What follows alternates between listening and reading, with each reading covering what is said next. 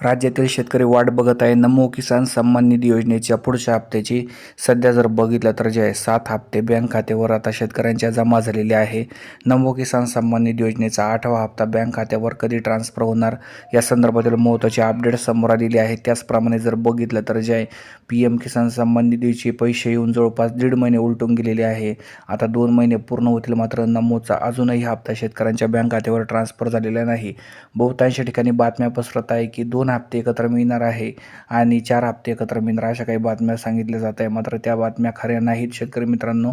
कारण सध्या जर बघितलं तर जे अजून कोणतेही सरकारने अपडेट केलेली नाही की नमो किसानचा योजनाचा पुढचा हप्ता याच तारखेला जमा होणार.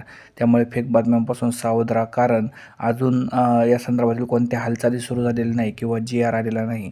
ज्यावेळेस GR येईल त्यानंतर तुम्हाला योग्य माहिती देऊन सांगितलं जाईल.